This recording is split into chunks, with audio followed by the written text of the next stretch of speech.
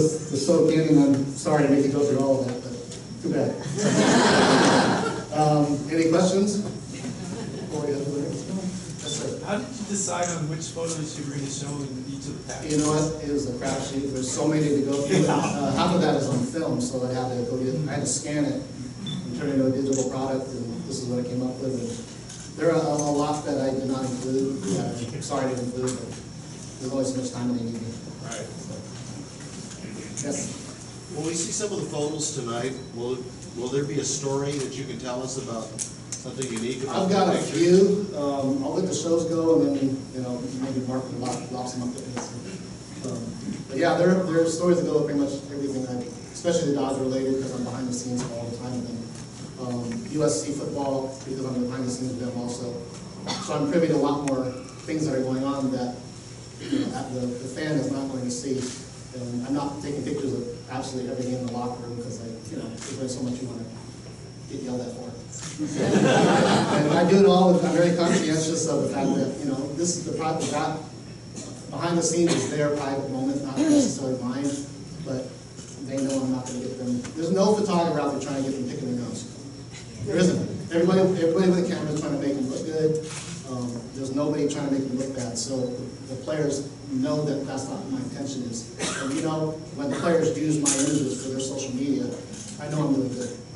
So because of social media, it's gone crazy. These images have been sitting in my file cabinets, as my kids couldn't tell you. They've been storing up my house for forever, just because there's never been any use for it. But as social media becomes more prevalent, my Instagram, Matt Mason will throw up on my Instagram, and you'll see 10,000, 20,000 people liking it. That's crazy. I have 50-something thousand followers. I don't understand that, but whatever. Thank you. I guess.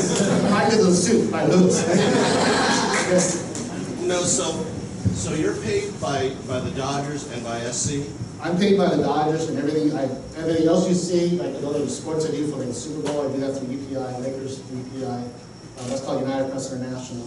They're not a big Getty or AP or anything like that. They've been in the business for a while. They keep changing hands, but I know that there's not as much people wanting to work for them because it pays not as much as the other glory publications. But I don't care. I want to shoot. I'm here to take pictures. That's what I'm here for. I don't care. I am very passionate about what I do. So that one of Magic looked like it was the cover of Sports Illustrated. So did you shoot that as a UPI photographer? The old Magic stuff, as a Laker, I was shooting for the NBA back in the day, and whenever I wasn't on an NBA assignment, I had a hard card, which I still today have, is a hard card. And the hard card, you just go ahead and give me one. I will go to these games whether I'm paid or not. If I know that Cleveland's coming to town, and LeBron, and used to be Kobe, I was there, paid or not. I know that somewhere down the line, maybe my sons can capitalize on that somewhere, because the images that you're seeing are, no one's really seeing these. So, yes, sir.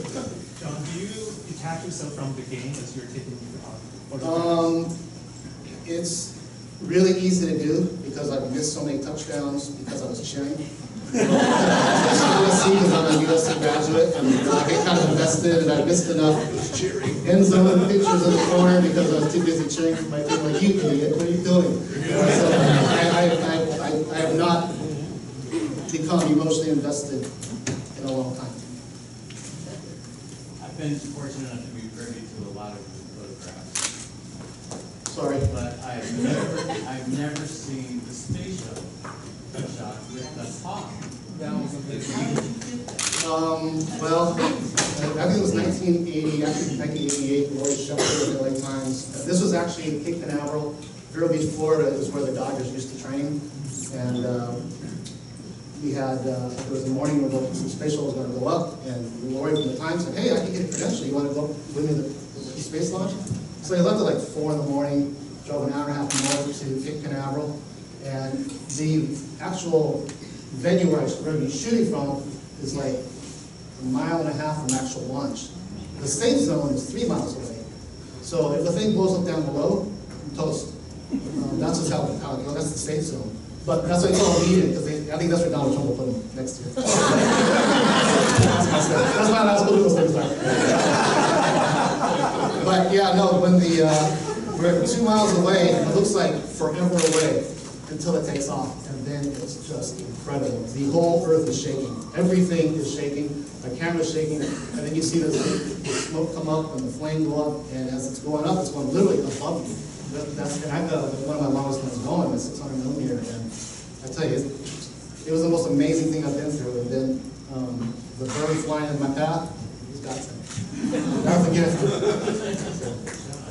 Yes? You mentioned something about your son's getting benefit from this. You have the rights for all your photos? The Dodgers own all of my rights for the Dodger photos. Okay. Everything else I own. Okay. So USC, Lakers, Clippers, whatever else you see up there, I own. No matter who you're shooting for? Doesn't matter. Because Okay. the UPI gives me permission to do it, and they take what they take and what is sent on UPI wire. Everything else is up for grabs. So, yes? When did you do the transition from film to digital? We'll see. It started in '85 with the team. I've been using black and white and color slide film since that time until 2000. Essentially 2000. I'd actually had, and then we switched to color negative, and then digitization started happening. And so I would process the negative and scan it in the scanner, and that was the beginning of the digital image. And so 2001, 2002, the cameras started getting a little better. But you see a lot. Looks like a lot of like a bad textured images over the cameras. So it's come a long way since 2000. Thank you. Yes? What was the most difficult transition between the two?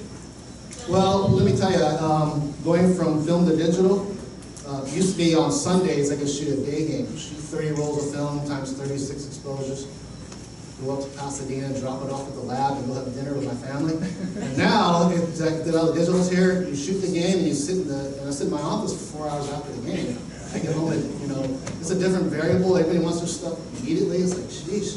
But, that's why Matt Mason has a great job, and he does a good job because he puts that stuff up so fast. I mean, I'm not even waiting to the end of the game. I'm sending it as soon as the play happens. I'm putting it up to him, and he puts it on Instagram and all the other things. So, yes? Do you use much Lightroom and Photoshop and stuff? Or? I do not use Lightroom because it's not as, I use Photomechanics Pro into Photoshop, shrink it down, and send it right out. And so right now it's actually going from my camera through my little cable and my phone straight to Matt. So it's not even using a computer now. You can actually futz around on an app on your phone and send it out. And so that has actually kept what Juan, Jill, and I do, which has kept us relevant because we'd have the past social media, people standing up there with their iPads, standing next to cameras. And it's like, and there's stuff we get seen immediately because it would be out faster. I would be waiting at the end of the game normally. And I'd be, I would get lost. I usually get stuck in the library somewhere in the archives. But now it's like, once I shoot it, I send it to Matt. I mean, it's up pretty darn quick. So, yes? Anything that you didn't want to put out, never go out, you're just not happy with? Well, guys playing cards in the locker room is usually one I'm pretty happy to do because it's just playing cards. But one of the times that the game was going on, I didn't see on the back table, had a big stack of cash. I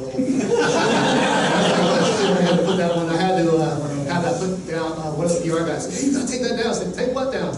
And it was a picture of somebody playing cards with it, and I didn't see all the stuff on the table that she was doing. So that's why I kind of like, me being observant about what's going on. That's why I kind of need to be observant. So, yes. Are you related to Jon Soohoo who went to Belmont? Anybody want to answer that from my family? Yes, we are. What's that? I went to high school with her. Excellent. These are my relatives that I know. Okay, excellent. Yes? So you shoot a lot of grapes. I was wondering, what's your definition? I couldn't hear you. Oh, you shoot a lot of great people.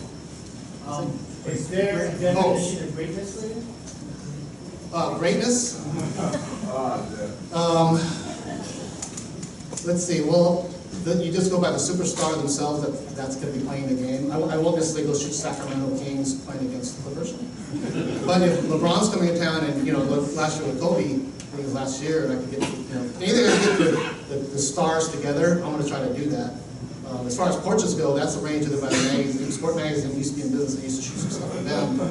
coverage for them. But, yeah, so it just depends on who's playing. And if I have parking. Yes? When and how did you fall in love with photography? Oh, jeez. Junior high school, I had one 8th grade black and white darkened class with Mr. Bruin. And after that class, I really didn't like photography. I didn't like, probably like the teacher. High school went by, there was no photography class at Marshall. I went to USC. There was no photography class, photojournalism at all at USC until I graduated.